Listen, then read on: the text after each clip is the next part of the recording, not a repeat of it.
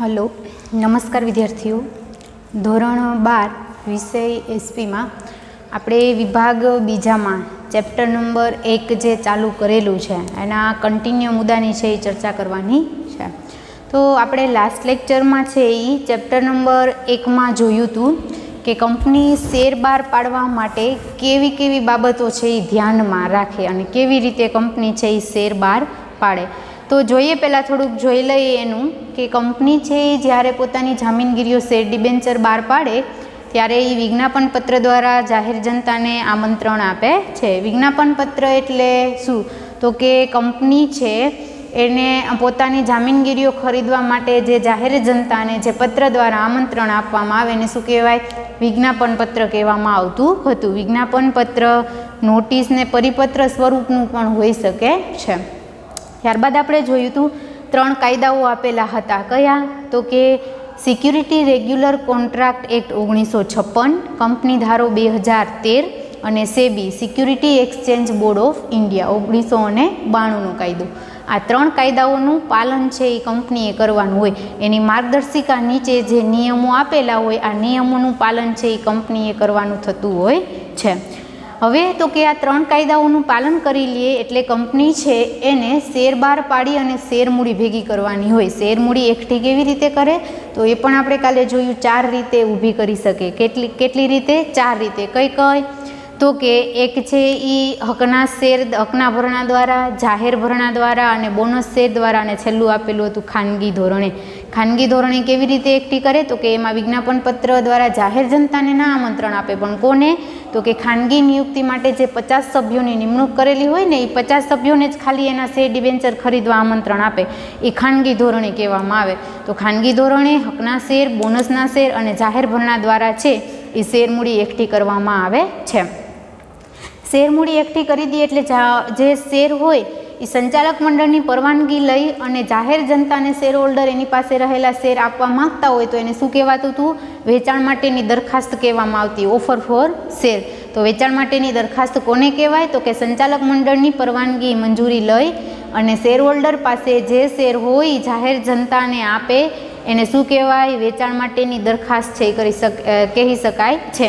એટલે એના શેર છે એ જાહેર જનતાને આપી શકે છે. એટલે ત્યારબાદ આપણે એવું કીધું હતું કે કંપની છે એ જાહેર ભરણું છે એ ચાલુ કરે એટલે જાહેર ભરણું ભરે. એના માટે વિવિધ મધ્યસ્થીઓની મદદ લેતી હતી. એ પણ આપણે જોયા. કેવા કેવા મધ્યસ્થીઓ હતા? તો કે કંપનીના રજિસ્ટર છે, ભરણાના રજિસ્ટર છે, બાંયંદ્રી દલાલો છે, ખાલી દલાલો છે, લીડ મેનેજર હતા, ક્રેડિટ રેટિંગ એજન્સીઓ હતી. આ બધા જ વ્યક્તિઓની શું લે છે? એ મદદ લે છે કે જાહેર ભરણું ખાલી કંપની એકલી ભરી શકતી નથી. હવે જાહેર ભરણું ભરાઈ જાય, વિજ્ઞાપન પત્રને કોની મંજૂરી જોતી હતી? સેબીની, સિક્યુરિટી એક્સચેન્જ બોર્ડ ઓફ ઇન્ડિયાનો કાયદો છે એની મંજૂરી મળી જાય એટલે વિજ્ઞાપન પત્ર છે એ શું કરવામાં આવે? બહાર પાડવામાં આવે. એટલે જાહેર ભરણાની સમગ્ર પ્રક્રિયાને 2 ભાગમાં વહેંચવામાં આવતી હતી. કયા 2 ભાગો? તો હવે આપણે એ ભાગ છે આજે જોવાના છે. તો કે જાહેર ભરણાની વિધિને 2 ભાગમાં વહેંચવામાં આવે. જો હવે હે ને વિધિ છે એ હંમેશા કેવી હોય? લાઈનમાં. પ્રક્રિયાઓ અને વિધિઓ બધી હંમેશા લાઈનમાં જ હોય. તબક્કાઓ બધા કેવા હોય? તો કે લાઈનમાં જ હોય. તમને જો પદ્ધતિ અને પ્રકારો પૂછે ને તો તમે આડવડા લખી શકો. બાકી વિધિઓ હોય આપણે આમાં બધી શું આવશે? વિધિઓ જ આવશે. કાર્યવિધિ એ કંપની કેવી કાર્યવિધિઓ કરે તો આ બધી કાર્યવિધિઓ છે ને એ હંમેશા કેવી હોય? ક્રમ પ્રમાણે જોઈએ. એમાં આડવડી થાય નહીં. તમને તબક્કા આપ્યા હોય તો તબક્કા પણ કેવા હોય? બધા હંમેશા લાઈનમાં જોઈએ. પ્રક્રિયા પણ હંમેશા કેવી હોય? લાઈનમાં જોઈએ. એટલે પ્રકાર પૂછાય અથવા પદ્ધતિ પૂછાય તો તમે આડવડા લખી શકો. એક યાદ આવ્યું, બીજું ન આવ્યું તો ત્રીજું લખી શકો. પણ પ્રક્રિયા છે, તબક્કા છે અને આ કાર્યવિધિ આ હંમેશા કેવી હોય? લાઈનમાં મુદ્દા પ્રમાણે જ લખવામાં આવે. તો જાહેર ભરણાને આપણે કાલે જોયું હતું એને 2 ભાગમાં વહેંચવામાં આવે આખી વિધિ. કયા 2 ભાગો હતા? તો કે પહેલું આપણે આપેલું હતું શેર અરજીની વિધિ. શું આપ્યું હતું? શેર અરજીની વિધિ અને બીજું કયું હતું શેર વહેંચણી. આ બે ભાગમાં છે એ તબક્કા જે જાહેર ભરણા માટેની વિધિ છે એ બે ભાગમાં વહેંચવામાં આવે, શેર અરજીની વિધિ અને શેર વહેંચણી. હવે શેર અરજીની વિધિ છે એ આપણે જોઈએ તો એના 4 તબક્કાઓ આપેલા છે. કેટલા? તો કે શેર અરજીની વિધિ જેને 4 તબક્કામાં વહેંચવામાં આવે. એમાં પહેલું છે બેંકમાં ખાતું ખોલાવવું. શું? ખોલાવવું. પછી બીજું આવ્યું હતું અરજીઓ મેળવવી. બેંકમાં ખાતું ખુલી જાય એટલે જેટલી અરજીઓ આવી હોય બધી આ અરજીઓ શું કરવાની? મેળવવાની, ભેગી કરવાની. પછી ત્રીજું શું કહે? આવેલી અરજીનું વર્ગીકરણ કરવું. શું કરવું? વર્ગીકરણ કરવું. હવે જેટલી અરજીઓ આવી કયા કયા વર્ગમાં વહેંચવાની છે એનું વર્ગીકરણ કરવાનું હોય. અને છેલ્લું ચોથું શું કહે છે? શેર વહેંચણી અને વહેંચણી પત્રક તૈયાર કરવું. વહેંચણી પત્રક તૈયાર કરવું. તો શેર અરજીની વિધિને આ 4 મુદ્દા જે આપેલા છે આ 4 વિધિમાં છે એ વેચાયેલું. એટલે પહેલાં કંપની છે એ શું કરે તો કે શેર બહાર પાડવા માટે વિજ્ઞાપન પત્ર બહાર પાડે. પછી જાહેર જનતા આ વિજ્ઞાપન પત્ર છે એનું શું કરે? અભ્યાસ કરે. જો એને એવું લાગે કે આ કંપનીમાં નાણાં રોકાય એમ છે ત્યારબાદ એ બધો અભ્યાસ કરી કંપનીની માહિતી મેળવી. અને એ આપણે યાદ હોવું જોઈએ કે વિજ્ઞાપન પત્રમાં જે માહિતી આપેલી હોય હંમેશા કેવી હોય? સાચી, સચોટ અને વાસ્તવિક હોય. એ આપણે 11મામાં છે અભ્યાસ કરી ગયા છે વિજ્ઞાપન પત્રનો. વિજ્ઞાપન પત્રને એટલે તો અરીસા જેવો સ્વચ્છ અને પાણી જેવો પારદર્શક કહેવામાં આવે. કેમ? તો કે એમાં જેટલી માહિતી આપેલી હોય એ બધી જ કંપનીઓની કેવી હોય? સાચી હોય, વાસ્તવિક અને હકીકત હોય. હવે એવું કીધું હતું આપણે કે એવી કોઈ કંપની છે કે જેણે વિજ્ઞાપન પત્રમાં માહિતી કેવી આપી? ખોટી આપી હોય અથવા તો જાહેર જનતાને ગેરમાર્ગે દોરનારી માહિતી આપી હોય તો એના માટે પણ આપણે ખબર હતી કે કાયદામાં છે એ એના માટે કાયદાઓ છે એમાં પગલાં લેવામાં આવ્યા હતા. એને જે કંઈ ગુનો કર્યો હોય એના માટે દંડ ને સજા, જેલની સજા આવી બધી કાર્યવાહી છે એ કરવામાં આવતી હતી. એટલે વિજ્ઞાપન પત્રનો અભ્યાસ કરી જે લોકો જે જાહેર જનતા નાણાં રોકવા માગતા હોય કંપનીમાં કે ભાઈ અમે આમાં નાણાં રોકશું તો અમને છે એ નફો થશે અથવા તો અમારા નાણાં એમાં સુરક્ષિત રહેશે, તો એવા લોકો શું કરે તો કે નાણાં રોકી અને શેર ખરીદવા માટે શું કરે? અરજી કરે. તો આ જે શેરની અરજી કરી હોય ને એના માટેની વિધિ, જેટલી અરજીઓ આવી હોય પછી અરજીની સાથે કંપની અમુક રકમ મંગાવે. આ બધી રકમ ક્યાં જમા કરવાની હોય, કેવી રીતે અરજીઓ મેળવવાની હોય, અરજીઓ આવી તો કેવી રીતે એનું વર્ગીકરણ કરવું ને કેવી રીતે એની વહેંચણી કરવી, આ મુદ્દા છે એ 4 આપણને આપેલા છે. એટલે શેરની અરજીઓ આવે તો સૌ પ્રથમ શું કરવાનું હોય? કંપનીએ બેંકમાં ખાતું ખોલાવવાનું હોય. હવે કેવી બેંકમાં અને કયું ખાતું ખોલાવવાનું હોય? તો કે કંપનીએ જાહેર ભરણાના જે શેર મૂડીના વ્યવહારો કરવાના હોય આ વ્યવહારો માટે એને ભરણાની બેંકમાં શું કરવાનું હોય? એક અલગ ખાતું છે એ ખોલાવવાનું હોય. કેવી બેંક? શિડ્યુલ બેંકમાં. કેવું ખાતું? એક્સરો ખાતું. એક્સરો ખાતું એટલે તો કે ચોક્કસ હેતુ માટે જે ખાતું ખોલાવેલું હોય ને એને એક્સરો ખાતું કહેવામાં આવે. એટલે આપણે આમાંથી ઘણા બધા છે ને પ્રશ્ન પૂછવામાં આવે છે. શું? તો કે ભરણાની બેંકમાં ભરણા માટે શિડ્યુલ બેંકમાં કેવું ખાતું? એસ્ક્રો ખાતું છે એ ખોલાવવાનું હોય. હવે આ ખાતું છે એ ચોક્કસ હેતુ માટે, એક્સરો ખાતું એટલે એનું શું થાય? ચોક્કસ હેતુ માટે. કેવો હેતુ? તો કે જાહેર ભરણાના શેર મૂડીના બધા વ્યવહારો એટલે અરજીઓ આવે ને એમાં જે રકમ આવે ને આ બધા માટે છે એ શિડ્યુલ બેંકમાં આ ચોક્કસ હેતુ માટેની એક્સરો ખાતું છે એ ખોલાવેલું હોય કે જેમાં શેર મૂડીના જાહેર ભરણાને લગતા જ બધા વ્યવહારો છે એ કરવામાં આવે છે. હવે એક્સરો ખાતું ખોલાવી લીધું પછી તો કે આ ખાતું ખોલાવવા માટે સંચાલક મંડળની જે સભા બોલાવે એમાં મંજૂર થયેલા બધા દસ્તાવેજો રજૂ કરી અને આ એક્સરો ખાતું છે એ ખોલાવી શકાય છે. એટલે ભરણાની બેંકમાં શિડ્યુલ બેંક જે છે એ શિડ્યુલ બેંકમાં એક્સરો ખાતું ખોલાવવા માટે શું જોઈએ તો કે કંપનીના સંચાલક મંડળોએ નક્કી કરેલા જે કાંઈ દસ્તાવેજો હોય અને આના માટે જે કાંઈ દસ્તાવેજો હોય એટલે સંચાલક મંડળો મંજૂરી આપી દે પછી દસ્તાવેજો રજૂ કરી અને શિડ્યુલ બેંકમાં એક્સરો ખાતું છે એ ખોલાવવાનું હોય છે.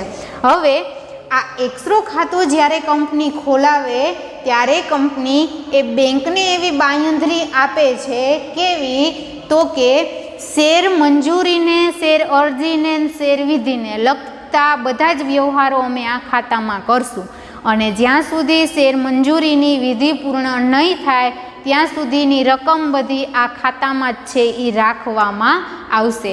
આવી છે એ બાંયધરી કંપની છે એ બેંકને આપે છે. એટલે એ બેંકમાં ખાતું ખોલાવ્યું, બેંકને બાંયધરી આપી. હવે રકમ છે એ કેવી રીતે મેળવવાની હોય તો કે એક આસબા એપ્લિકેશન છે. શું છે? આસબા એપ્લિકેશન સિસ્ટમ બ્લોક અમાઉન્ટ છે. બરાબર, આનું ફૂલ ફોર્મ એવું થાય આપણે પૂછવામાં આવે એપ્લિકેબલ સિસ્ટમ બ્લોક અમાઉન્ટ કે જે એક શું છે એપ્લિકેશન છે. એટલે આપણે જો કોઈ શેર માટેની અરજી કરવી હોય તો એના માટે એ લોકો કંપનીવાળાએ જે એપ્લિકેશન રાખી હોય એપ્લિકેશનમાં અરજી કરી શકો. એટલે આસબા માન્ય બેંક, પાછી આસબા માન્ય બેંક હોવી જોઈએ. એમાં ખાતું ખોલી જાય પછી શું કરવાની તો કે આસબા દ્વારા છે એ અરજીઓ આવે. અરજીઓની રકમ છે કે જ્યાં સુધી શેર મંજૂરીની વિધિ પૂર્ણ ન થાય ત્યાં સુધી અરજદારના ખાતામાં રાખવામાં આવે. ક્યાં સુધી તો કે શેર મંજૂરીની વિધિ છે એ પૂર્ણ ન થાય ત્યાં સુધી ક્યાં રાખવામાં આવે આ બધી રકમ?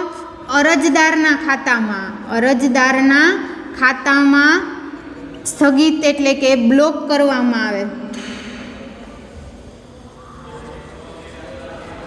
સ્થગિત કરવામાં આવે. હવે અરજીની રકમ બધી છે જ્યાં સુધી શેર મંજૂરીની વિધિ પૂર્ણ ન થાય ત્યાં સુધી અરજદારના ખાતામાં છે એ શું કરવામાં આવે? સ્થગિત એટલે બ્લોક કરવામાં આવે. જેવી શેર મંજૂરીની વિધિ છે એ પૂર્ણ થઈ જાય એટલે અરજદારના ખાતામાંથી ક્યાં? કંપનીના બેંક ખાતામાં છે એ ટ્રાન્સફર કરવામાં આવે. બેંકના ખાતામાં શું કરવામાં આવે? ટ્રાન્સફર છે એ કરવામાં આવે છે. એટલે આવી રીતે બેંકમાં ખાતું છે એ ખોલાવવાનું હોય. એટલે જ્યારે અરજદારો અરજી કરે ત્યારે અરજીની જે રકમ હોય એ ક્યાં અને કઈ બેંકમાં ખાતું ખોલાવવાનું હોય તો આપણે યાદ રાખવાનું ભરણાની બેંક જેમાં શિડ્યુલ બેંક હોય આ શિડ્યુલ બેંકમાં કેવું ખાતું? એક્સરો ખાતું ખોલાવવાનું હોય. શા માટે તો કે શેર મૂડીને લગતા બધા જ વ્યવહારો પછી આ ખાતામાં જ કરવાના હોય. પછી તો કે આસબા માન્ય જે બેંક છે એમાં આસબા દ્વારા જે અરજીઓની રકમ આવી છે એ શેર મંજૂરીની વિધિ પૂર્ણ ન થાય એટલે જ્યારે શેર મંજૂર થઈ જાય એને શેર મંજૂરી કહેવાય. તો આ શેર મંજૂરીની વિધિ પૂર્ણ ન થાય ત્યાં સુધી અરજદારનું જે ખાતું હોય ને એ ખાતામાં જ આ રકમ છે એ બ્લોક કરવામાં આવે. કઈ રકમ? તો કે અરજીની રકમ. અરજીની રકમ શું કરવામાં આવે તો કે એ અરજદારના ખાતામાં જ બ્લોક સ્થગિત કરવામાં આવે. હવે જેવી શેર મંજૂરીની વિધિ પૂર્ણ થાય એટલે અરજદારના ખાતામાંથી ક્યાં? કંપનીએ જે એક્સરો ખાતું શિડ્યુલ બેંકમાં ખોલાવ્યું છે એ બેંકના ખાતામાં ટ્રાન્સફર કરવામાં આવે છે. એટલે શેર અરજી મંજૂર થઈ ના મંજૂર થઈ એનો કોઈ બીજો પ્રશ્ન ઊભો થતો નથી. એટલે આવી રીતે છે એ શું કરવામાં આવે? બેંકમાં ખાતું ખોલાવવામાં આવે. હવે બેંકમાં ખાતું ખુલી જાય પછી શું કરવાની હોય તો કે અરજીઓ મેળવવાની હોય. શું? અરજીઓ મેળવવાની હોય. અરજીઓ બધી આવી છે એ કેવી રીતે મળે તો કે કંપની છે એ બેંકમાં ખાતું ખોલાવી દે એટલે અરજીઓની વિધિ માટે વિજ્ઞાપન પત્રમાં જાહેરાત આપે કે જાહેર ભરણા માટે કેટલા દિવસ છે એ આ તારીખથી આ તારીખ સુધી જાહેર ભરણું ખુલ્લું રહેશે. આવી છે એ શું આપે? વર્તમાન ન્યૂઝપેપરમાં જાહેરાત આપે. સામાન્ય રીતે આ જે સમયગાળો મુદત છે કેટલા દિવસનો હોય? 3 થી 5 દિવસનો હોય.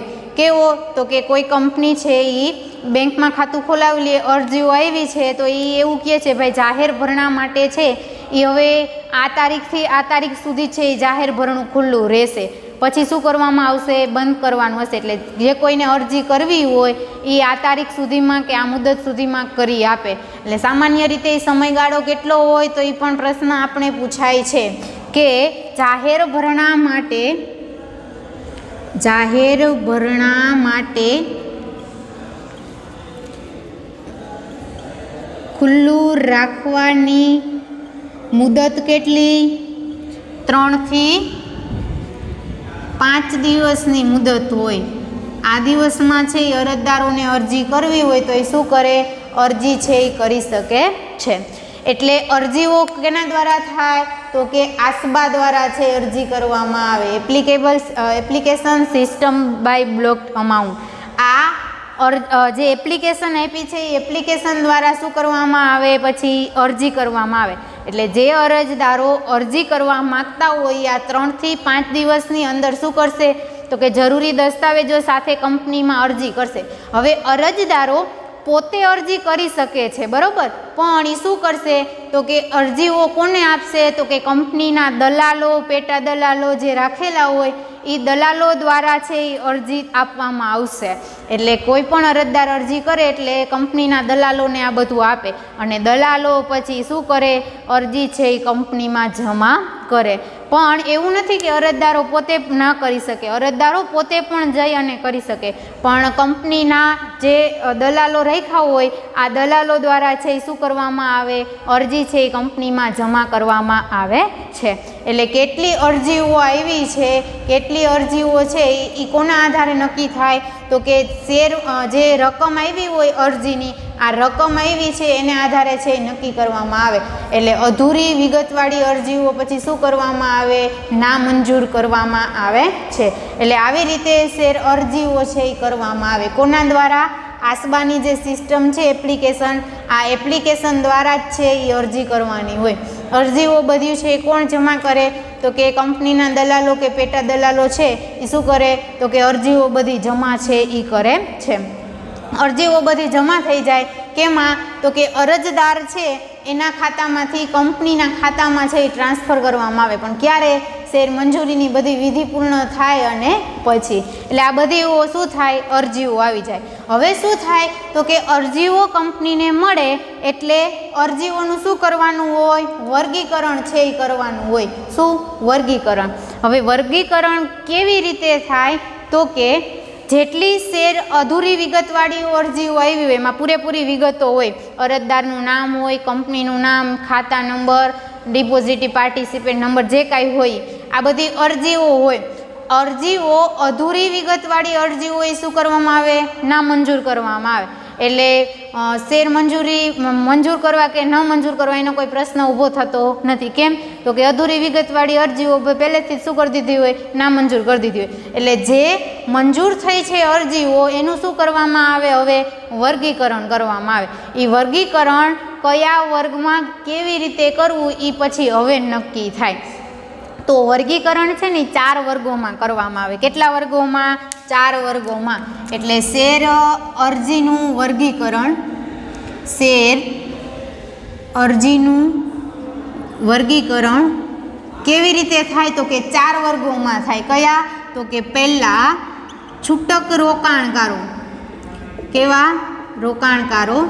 બીજા બિનસંસ્થાકીય ઊંચી નેટવર્ક ધરાવતા રોકાણકારો. શું? નેટવર્થ ધરાવતા રોકાણકારો. પછી ત્રીજા કોણ છે તો કે કોઈ સંસ્થાકીય રોકાણકારો. સંસ્થાકીય રોકાણકારો. અને છેલ્લો ચોથો કોણ તો કે કંપનીના કર્મચારી. કંપનીના કર્મચારી જેણે કોઈએ શેર ખરીદવા માટે અરજી કરેલી હોય એવા કર્મચારી. તો શેર અરજીનું વર્ગીકરણ આ 4 વર્ગોમાં કરવામાં આવે. કયા 4? છૂટા રોકાણકારો, બિનસંસ્થાકીય ઊંચી નેટવર્થ ધરાવતા રોકાણકારો, સંસ્થાકીય રોકાણકારો અને કંપનીના કર્મચારી. હવે છૂટા રોકાણકારો એટલે શું તો કે છૂટા રોકાણકારો એટલે શેર અરજીની રકમ જેની ₹2 લાખથી ઓછી હોય એવા રોકાણકારો કેવા કહેવાય? છૂટા રોકાણકારો છે એ કહેવામાં આવે છે. કેટલા? ₹2 લાખથી ઓછી હોય એવા રોકાણકારો.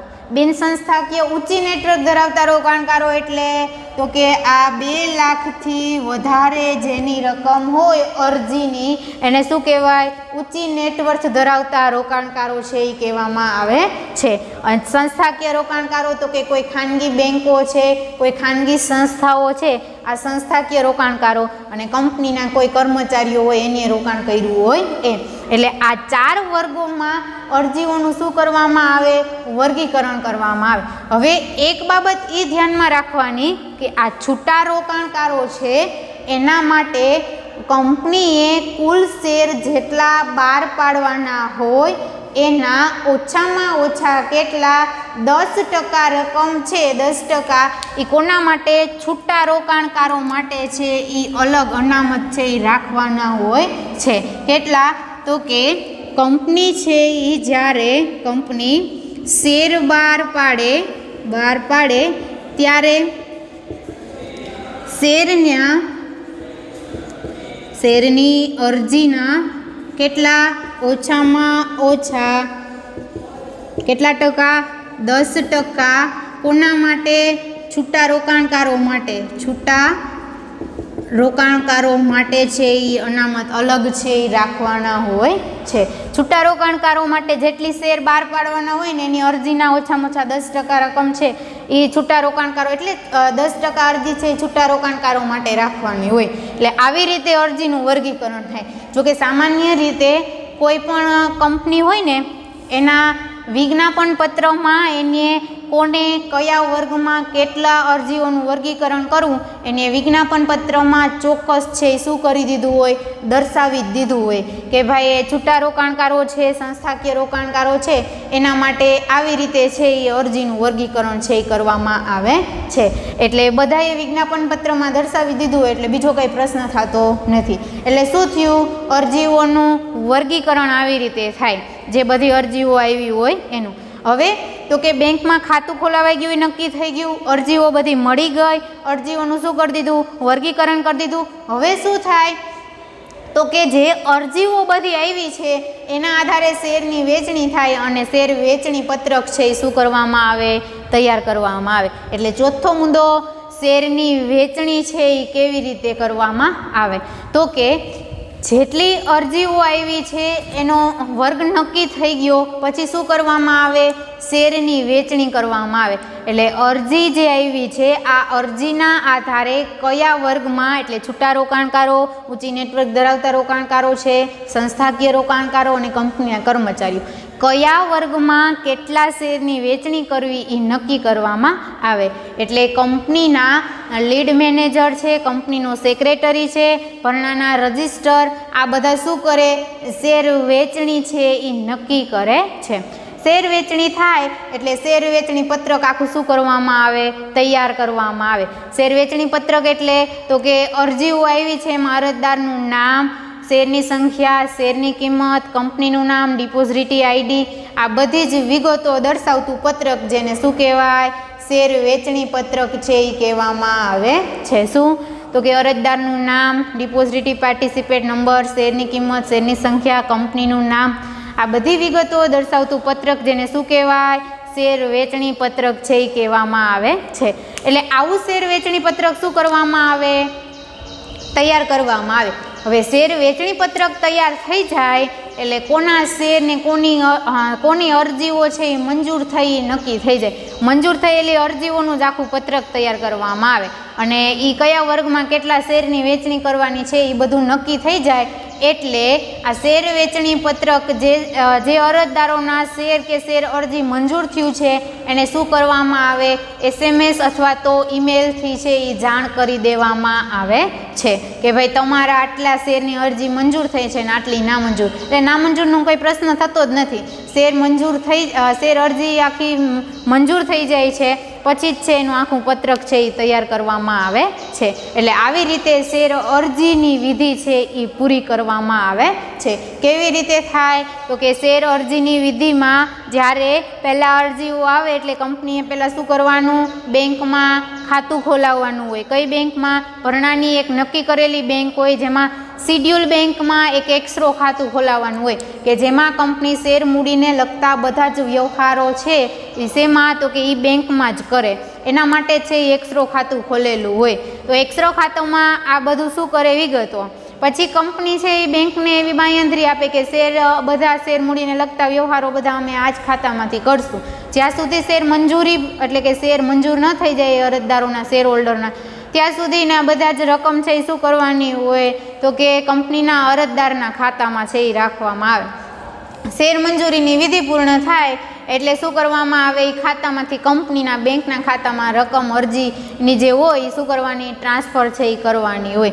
બેંકમાં ખાતું ખુલી જાય એટલે શું કરવાની, અરજીઓ છે એ મેળવવાની હોય. કેવી રીતે તો કે આસબાની એપ્લિકેશન દ્વારા છે એ અરજી બધાય ફરજિયાત કરવાની હોય. અને જે અરજદારો છે એ આસબા દ્વારા છે એ અરજી કરે એવા અરજદારોએ ડિબેટ ખાતું હોવું ફરજિયાત છે. અને એનું ખાતું પણ કઈ શિડ્યુલ બેંકમાં છે એ ખોલાવેલું હોવું ફરજિયાત છે. ડિબેટ ખાતું શા માટે તો કે કંપનીના જે અભૌતિક સ્વરૂપના શેર હોય ડિબેટ ખાતામાં જમા કરાવવાના હોય. એટલે ડિબેટ ખાતું છે એ અરજદારનું હોવું ફરજિયાત છે. અરજીઓ કેવી રીતે મળે તો કે અરજીઓ છે એ અરજદાર છે એને કંપનીના જે દલાલો છે, પેટા દલાલો છે, એ દલાલો પેટા દલાલોને છે એ સોંપે અને દલાલો પેટા દલાલો છે એ શું કરે, કંપનીમાં છે અરજીઓ જમા કરાવે છે.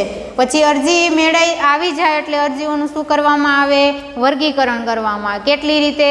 4 રીતે કીધું હતું આપણે કે વર્ગો નક્કી થાય. મંજૂર થયેલી અધૂરી વિગતવાળી અરજીઓ એ ના મંજૂર થાય અને મંજૂર થયેલી બધી અરજીઓ છે એને આ વર્ગોમાં વહેંચણી કરવામાં આવે. છૂટા રોકાણકારો છે, ઊંચી નેટવર્ક ધરાવતા સંસ્થાકીય રોકાણકારો અને કંપનીના કર્મચારીઓ જો એણે ખરીદવાના હોય તો. આવી રીતે છે એ વર્ગો નક્કી થઈ જાય એટલે એમાં કીધું હતું આપણે છૂટા રોકાણકારો માટે કેટલા 10% છે એ અનામત અલગ અરજી છે એ રાખવાની હોય. પછી તો કે આવી રીતે આખું વર્ગીકરણ થઈ જાય. કંપનીએ જે તે વિજ્ઞાપન પત્ર બહાર પાડ્યું એમાં જે તે જેના માટે જે વર્ગો માટે બધી અરજીઓ કેવી રીતે રાખવી એ બધું એને દર્શાવેલું જ હોય. એટલે છેલ્લે છે એ શું કરવાનું હોય, શેરની વેચણી, શેર વેચણી પત્રક તૈયાર કરવાનું હોય. અરજીઓનું વર્ગીકરણ થઈ જાય એટલે એના આધારે શેરની વેચણી કરવામાં આવે છે. અને વેચણી માટેનું જે પત્રક વિગતોવાળું, કેવી વિગતો, અરજદારનું નામ છે, શેરની સંખ્યા, શેરની કિંમત, બેંકનું ડિપોઝિટી પાર્ટિસિપેટ આઈડી નંબર, આ બધી વિગતવાળું દર્શાવતું પત્રક એટલે એને શેરનું વેચણી પત્રક કહેવાય. વેચણી પત્રક છે લીડ મેનેજર, સિન્ડિકેટ મેમ્બર, ભરણાનો રજિસ્ટ્રાર, આમ તો ભરણાના રજિસ્ટ્રાર હોય ને એ જ શેર વેચણી પત્રક છે એ તૈયાર કરે. સેક્રેટરીને આ બધા એને શું કરે, મદદ કરે છે. એટલે આખું વેચણી પત્રક તૈયાર થઈ જાય એટલે અરજદારોને છે SMS કે ઈમેલથી છે એ જાણ કરવામાં આવે કે એટલા શેર ભાઈ તમારા મંજૂર થયા છે, અરજીઓ મંજૂર થઈ છે ને એટલી ના મંજૂર થઈ. ના મંજૂર થઈ તો અધૂરી વિગતવાળીઓને એવી તો ઓલરેડી નીકળી જ ગઈ હોય. એટલે છેલ્લે જે મંજૂર થયેલી અરજીઓ હોય બધી એને અરજદારોને SMS કે ઈમેલ દ્વારા છે એ જાણ કરવામાં આવે. એટલે આ 4 મુદ્દાઓમાં શેર અરજીની આખી વિધિ છે એ વેચાયેલી છે. હવે તો કે જાહેર ભરણા માટેની શેર અરજીની વિધિ શું કરી, પૂર્ણ. હવે શેર વેચણી છે એ કેવી રીતે કરવામાં આવે, આ શું હતું, અરજીની વિધિ. અરજી છે એ આટલી બધી આવી રીતે આવી ને આવી રીતે એનું શું કરાય, વેચણી. અને અરજીની સાથે રકમ આવી એ બધી આવી રીતે વેચણી થાય. હવે આપણે શેર વેચણી છે એ કેવી રીતે કરવાની છે એ આપણે હવે જોવાનું છે. તો જોઈએ શેર વેચણી છે એ કેવી રીતે થાય. એટલે આ અરજીની વિધિ છે એ છે પૂર્ણ થાય અને શેર વેચણીની વિધિ છે એ શું થાય, ચાલુ છે એ કરવામાં આવે. તો આજનો જે આપણો આ ટોપિક હતો શેર અરજીની વિધિ કે જે જાહેર ભરણા માટે કંપની છે એની કાર્યવિધિને 2 ભાગમાં વેચે, એમાંનો પહેલો ભાગ શેર અરજીની વિધિ શું કરવામાં આવે, પૂર્ણ છે એ કરવામાં આવે છે. એટલે આવી રીતે કંપની છે ને શેર બહાર પાડે અને અરજદારો જે અરજી કરે ને એને આવી રીતે છે એ વેચવામાં આવે. એકદમ મસ્ત છે, જો મજા આવશે ને તો એકદમ સહેલું છે બધું. એટલે હવે પછી આપેલું છે શેરની વેચણી કંપની કેવી રીતે કરે. તો હવે પછીના લેક્ચરમાં આપણે જોઈશું કે કંપની શેરની વેચણી છે એ કેવી રીતે કરે છે. એટલે આજનું આ લેક્ચર શું કરવામાં આવે, પૂર્ણ કરવામાં આવે. ઓકે.